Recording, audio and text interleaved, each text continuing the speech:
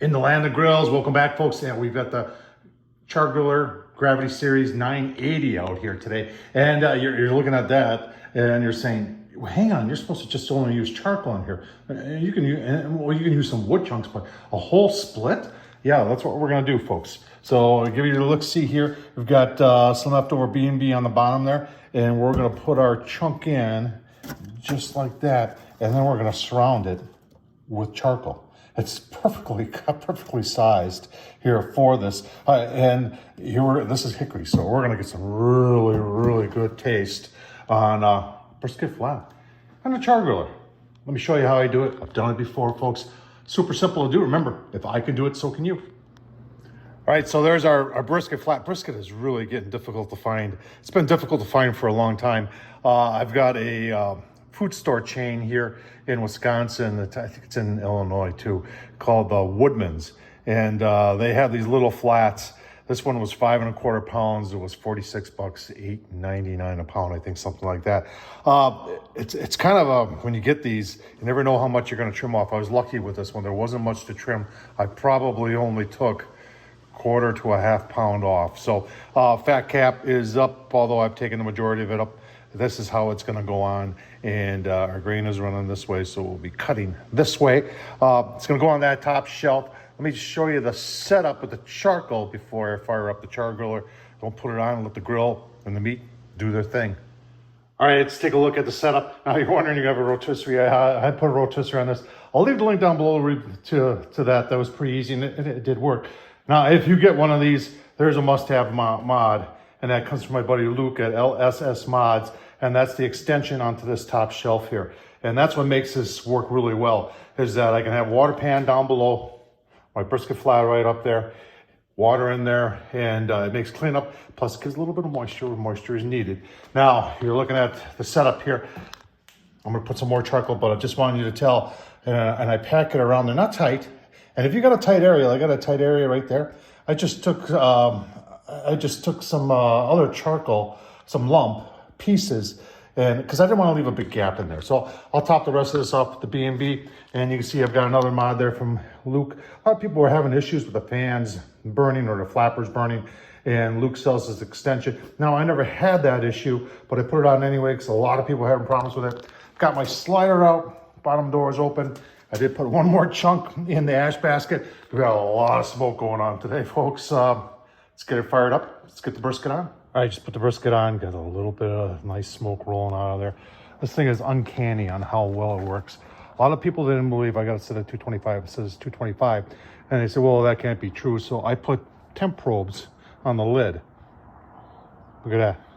Pretty gosh darn close, folks. I'll tell you, this thing, it's shocking how well it dials itself in. People from Chargriller did a great job. There it is. I am using temp, what am I using? Temp Spike Pro, I don't know. So many of these gosh darn things, folks, but there's only one that works. The Temp Spike Plus is what I'm using. This works in Bluetooth and it goes through walls. I can use this in my basement, folks. So if you're looking for one of these that really works, because there's so many on the market, this is the one that works, folks. Temp Spike Plus. I'll try to remember to leave a link down below. Set for 205. Remember, that's just a gauge. 205 is a gauge. We're going to do it until it's probe tender. 45 internal right now. You can see even the temp spike, even being that close to the meat, is reading 196. As it warms up, that'll get closer to the actual temp. Keep on going. Give you a couple look-sees. All right, hour and a half into it. I had something, I checked at an hour, and I had an ERF code on the controller, which means air or fan. I unplugged the unit, plugged it back in, and it seemed to be working fine. Run a little high, set up 225, see we're 238 there, and that one says almost 250. That one says a little less than 250. Let's just, as you can see, there's smoke rolling. Take a quick look here through the smoke. Yeah, we're getting some really nice color on that brisket. Just spray it with some water. Remember, just spraying with water. Smoke likes to stick to cold, damp meat, and that's all I'm doing here. Keep on going here. We'll spritz about every hour for the first couple hours. Then we'll work up to the bark. When we get into the stall, 160-ish, then I will probably dump out that water pan, put the brisket in there, cover it, and go from there. All right, coming up on 3 hours. I've been doing a little modifying here, trying to figure out what's going on, because the fan's not, there's no air fan anymore. What's been happening is I've got wind coming out of that direction right there, and it's coming up, and with that fully open, it's a perfect draft and just coming through. Yeah, so what I've done, I just bent up a piece of wire and kind of throttled back that, still leaving it open so it can get its air, but temperatures are up to 300. You can see they're working their way down. That's almost 225 here. We're at 250. So, you know, adapt and overcome is what you got to do. I got to give this a little spritz, and do that right now when it's open. Nice color.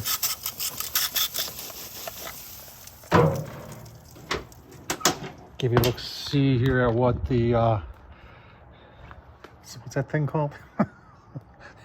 Probe I'm using. Oh yeah, the temp spike. And the temp spike is concurring on temps a little bit. We're 140 internal. You can see it says we're running 225. Well, over there it says 228. So pretty close. Works pretty well. Like I said, it is Bluetooth, and it does work in my basement, which is no other one of these Bluetooth things works like that. So keep on going here. Probably give you a look-see right before we give it a wrap. All right, 5 hours into it, you can see 222 over there. We're right around 2 1/4 there. Things have died down here. We figured it out. And now it's time to wrap. So we're gonna take that off. We're gonna dump out that pan. I'm gonna put the brisket in the pan with a little beef broth, covered aluminum foil, put it on a top shelf, turn things up to about 300. Right now our internal, should be better prepared for this. Sorry about that. Our internal right now is 153, and you can see our ambient agrees with what's on everything else. So we'll keep on going here, and next time you see it, we'll be eating. So I'll tell you what, it's done a phenomenal job. Chargriller, using that one piece of wood, which took up almost a whole burn chamber, surrounded by the B&B with the hickory in there. Oh man, I'll tell you, can't wait to see it. This is gonna be great. All right, we've rested for just about an hour. Let's just go right through here. Across the grain. Smells delicious. Take a look, see. Oh, see it? Oh, you look at that. That's nice. Let's cut a slice off and take a look, see. Still hot. Bend test. A little resistance. Pulls apart pretty nice though. Take a taste test, shall we?